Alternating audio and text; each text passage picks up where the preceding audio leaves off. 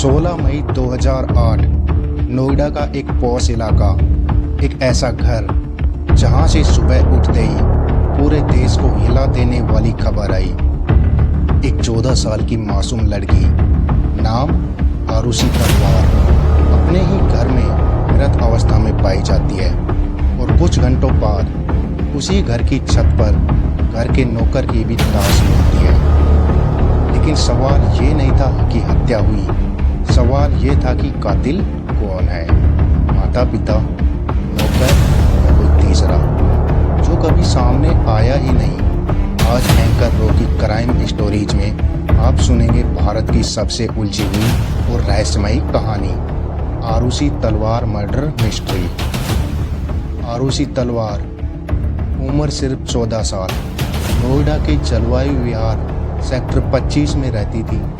पिता डॉक्टर राजेश तलवार, माँ डॉक्टर नूपुर तलवार, दोनों ही पेशे से जाने माने डेंटिस्ट थे। अच्छा पैसा, इज्जत, समाज में ऊंचा रुतबा। आरुषि पढ़ाई में होशियार थी, डांस पसंद करती थी और एक बिल्कुल नॉर्मल टीनेजर लाइफ जी रही थी। घर में काम करता था एक नौकर, हेमराज बंजारे, नेपाल से आया हुआ। 15 मई की रात सब कुछ नॉर्मल था। रात करीब 10 बजे आरुषि ने डिनर किया, अपने कमरे में गई और सो गई। माता पिता अपने कमरे में सो गए। घर का मेन गेट लॉक था, बालकनी भी अंदर से बंद थी, सब कुछ सुरक्षित। कम से कम सबको यही लगता था। 16 मई की सुबह नूपुर तलवार अपनी बेटी को उठाने उसके कमरे में जाती है, लेकिन जैसे ही कमरे का दरवाज़ा खुला, चीखें निकल गई। आरुषि अपने बेड पर पड़ी थी, गला कटा हुआ, चेहरे पर चोट के निशान। पूरा घर सन्न रह गया। सबसे पहले शक गया हेमराज पर, लेकिन हेमराज भी घर में नहीं मिला। पुलिस आई, मीडिया आ गई और पूरे देश में खबर फैल गई, डेंटिस्ट की बेटी की बेरहमी से हत्या। पहला शक नौकर हेमराज। पुलिस ने कहा नौकर हेमराज ने आरुषि की हत्या की है और फरार हो गया है। कहानी बन गई, गलत नियत, किसी बात पर झगड़ा, हत्या और फरारी। लेकिन एक सवाल था, अगर हेमराज कातिल है तो वो गया कहाँ? एक दिन बाद घर की छत खोली गई और जो मिला उसने पूरे केस को ही पलट दिया। छत पर पड़ा था हेमराज का शव, उसका भी गला कटा हुआ था। अब सवाल बदल गया, कहानी में नया मोड़ आ गया। अगर हेमराज मरा हुआ है तो आरुषि का कातिल कौन? शक की सुई माता पिता पर।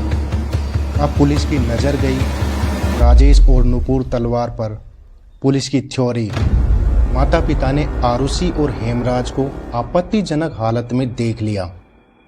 गुस्से में पहले आरुषि की हत्या की, फिर हेमराज को मारकर लाश छत पर छिपा दी।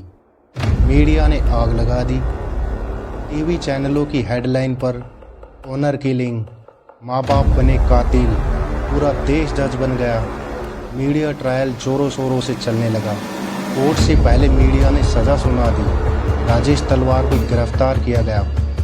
उनकी तस्वीरें हथकड़ियों में हर चैनल पर। और सवाल अभी भी था। केस सीबीआई को सौंपा गया।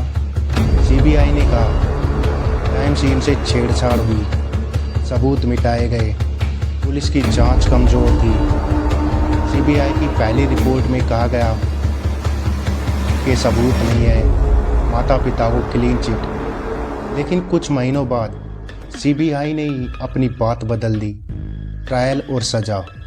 2013 में कोर्ट ने फैसला सुनाया, राजेश तलवार दोषी, नूपुर तलवार दोषी, दोनों को उम्र कैद की सज़ा। देश बट गया। कुछ बोले सही हुआ, कुछ बोले बेगुनाह फंस गए। साल 2017 इलाहाबाद हाई कोर्ट ने पूरा केस ही पलट दिया। कोर्ट ने कहा सबूत कमज़ोर है, सिर्फ शक के आधार पर सजा नहीं। पूरी जांच में भारी लापरवाही, दोनों बरी। 4 साल जेल में बिताने के बाद तलवार दंपति आज़ाद हो गए। जितनी इस केस की बारीकी से जांच हुई, सवाल उतने ही उलझते चले गए। अनसुलझे सवाल। साल 2008 से साल 2017 आने तक 9 साल हो चुके थे इस केस को, लेकिन कहानी यहीं ख़त्म नहीं होती। आज भी सवाल जिंदा है, असली कातिल कौन था? तीसरा व्यक्ति, क्या सच कभी सामने आएगा? आरुषि और हेमराज दोनों को आज तक इंसाफ नहीं मिला। एक मासूम लड़की, एक गरीब नौकर, एक सिस्टम जो आज भी जवाब ढूंढ रहा है। ये केस हमें सिखाता है सच हमेशा तुरंत नहीं मिलता और इंसाफ हमेशा आसान नहीं होता। अगर आपको ये स्टोरी पसंद आई हो तो वीडियो को लाइक करें और हमारे चैनल को सब्सक्राइब करके वो बगल वाली घंटी जरूर बजा दें। आपके हिसाब से आरुषि का कातिल कौन था? मैं हूँ एंकर रॉकी। मिलते हैं अगली क्राइम